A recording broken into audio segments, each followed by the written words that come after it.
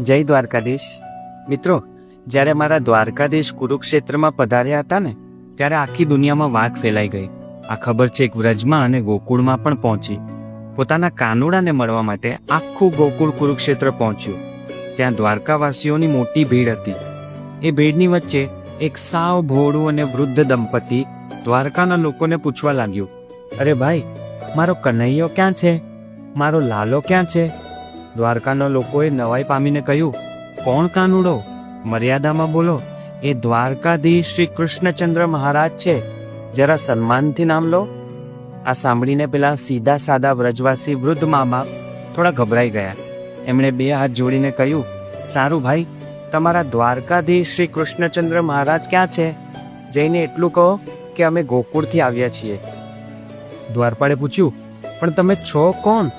ત્યારે વૃદ્ધ પુરુષે જે જવાબ આપ્યો ને સાહેબ, હું નંદ છું અને આ જશોદા છે. 11.5 વર્ષ એ કનૈયો અમારી પાસે રહ્યો છે, મારા હાથમાં રમ્યો છે. આ જશોદાએ એને ખોળામાં રમાડ્યો છે. જઈને કહે કે તારા નંદ બાબા અને જશોદા મૈયા આવ્યા છે. આ સાંભળતા જ દ્વારપાળ સીધો એમના પગમાં પડી ગયો. બોલ્યો, તમે નંદ બાબા છો? તમે જશોદા મૈયા છો? અરે મહારાજ ભલે દેવકી અને વાસુદેવના દીકરા રહ્યા, પણ આજે જ્યારે એમનો